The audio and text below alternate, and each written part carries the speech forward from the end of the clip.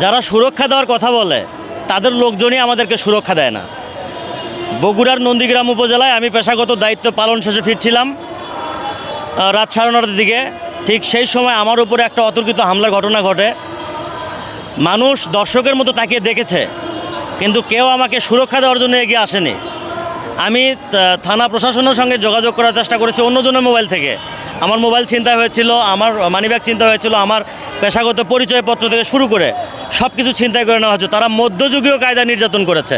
বিভিন্ন রাজনৈতিক দলের প্রধানরা তারা বিভিন্ন সময় বক্তব্যে বলে যে সাংবাদিকদেরকে সুরক্ষা দেওয়ার জন্য তাদের নেতাকর্মীদের প্রতি তারা আহ্বান জানায়, কিন্তু আমরা কতটা সুরক্ষা পেয়েছি আমাকে দেখেন। আমি প্রায় 8 দিন বগুড়া শহীদ জিয়াউর রহমান মেডিকেল কলেজ হাসপাতালে ভর্তি ছিলাম। আমার শরীরের এমন কোনো জায়গা নেই যেখানে তারা আঘাত করেনি। আমাকে দোষর আখ্যা দেওয়ার চেষ্টা করা হয়েছে। আমি 2021 সালে ডিজিটাল নিরাপত্তা আইনের ঢাকার সাইবার ট্রাইব্যুনালে মামলার 7 নম্বর আসামি। আমার মামলার বাদী ছিল কাদের। আজকে দেখেন, আমার আব্বা গত 2013 সাল থেকে তথাকথিত নাশকতা মামলায় একাধিকবার কারাবন্দী ছিল। আমার বিরুদ্ধে একাধিকবার মামলা হয়েছে।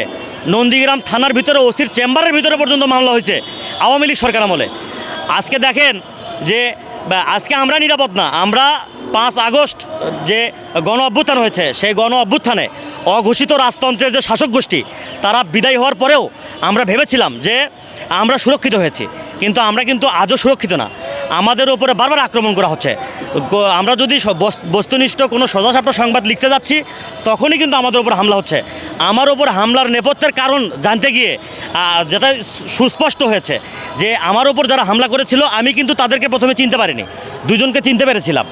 এই হামলার ঘটনায় নন্দীগ্রাম থানা পুলিশ 3 জনকে গ্রেপ্তার করেছিল। তার মধ্যে একজন ছিল ওয়ার্ড যুবলীগের সাধারণ সম্পাদক।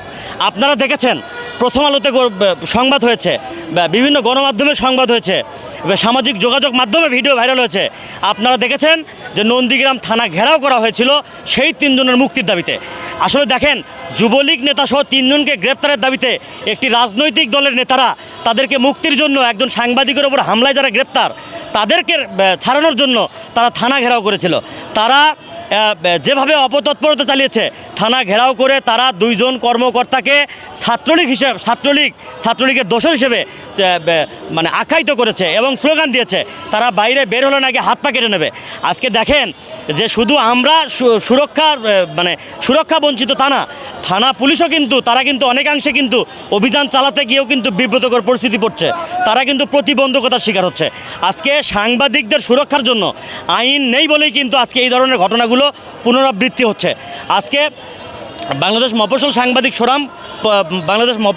সাংবাদিক ফোরাম তারা কলম বিরতি কর্মসূচি পালন করছে। এখানে আমি জানতে পেরে এখানে এসেছি। এখানকার চেয়ারম্যান আছে জাফর ভাই, তার সঙ্গে দেখা করেছি। তিনি আমাকে এর আগে থেকেই অনেকভাবে সুরক্ষা দেওয়ার চেষ্টা করেছেন। আপনাদেরকে একটি কথা বলে রাখতে চাই যে 2022 সালে কিন্তু জাতীয় প্রেস ক্লাবের সামনেই আমার উপর যে ডিজিটাল নিরাপত্তার মামলা হয়েছিল সেই মামলার বিষয়ে কিন্তু বিশাল একটা মানববন্ধন হয়েছিল। সারা বাংলাদেশে কিন্তু আলোচিত ঘটনা ছিল আমার বিরুদ্ধে ডিজিটাল নিরাপত্তা আইনের মামলা এবং আমার উপরে যেভাবে ন্যাক্কারজনক হামলা হয়েছে আওয়ামী লীগের সময়, ঠিক একই কায়দায় 5 আগস্টের পরে আমার বিরুদ্ধে কিন্তু বগুড়া সদর থানায় একটি তথাকথিত মামলায় আমাকে আসামি করা হয়।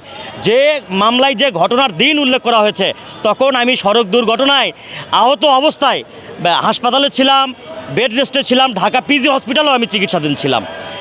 এই ঘটনা নিয়ে কিন্তু সাংবাদিক সমাজ কিন্তু প্রতিবাদ জানিয়েছিল। প্রশাসনও তারা হয়তোবা আমাদের প্রতি একটু সহানুভূতি দেখিয়ে হয়তো এখন পর্যন্ত আমাদেরকে কোনো বেকায়দায় ফেলেননি। তবে আমি বলতে চাই যে আমার উপর যে হামলা হয়েছে যুবলীগ নেতা, তার সঙ্গে আমার আওয়ামী লীগ আমলে আমার জমিজমা সংক্রান্ত একটা বিরোধ ছিল। সেই বিরোধকে কেন্দ্র করে আওয়ামী লীগের সময়ও হামলা হয়েছে, সেই বিরোধকে কেন্দ্র করে এখনও হামলা হচ্ছে। কারণ আমার এই জায়গাটার ভাগ নেওয়ার জন্য কিছু রাজনৈতিক দলের কতিপয় কিছু নেতারা তাদেরকে শেল্টার দিচ্ছে, যুবলীগ আওয়ামী লীগকে পুনর্বাসন করছে এবং তারা সাংবাদিকদেরকে দোষর আখ্যা দিয়ে বারবার আক্রমণ করার চেষ্টা করছে। আমি অন্তর্বর্তীকালীন সরকারের উপদেষ্টা সহ সংশ্লিষ্ট তথ্য মন্ত্রণালয় এবং সংশ্লিষ্ট সকল দপ্তরকে আহ্বান জানাবো যে প্লিজ আপনারা এই অপতৎপরতাগুলোকে রুখে দেন। আমরা সাংবাদিকরা সুরক্ষা চাই, আমরা বস্তুনিষ্ঠ সংবাদ লিখতে চাই। আমাদের বিরুদ্ধে তথাকথিত মামলা, আমাদের উপরে হামলা, এই ঘটনাগুলোর সুস্পষ্ট তদন্তপূর্বক দৃষ্টান্তমূলক শাস্তির দাবি করছি।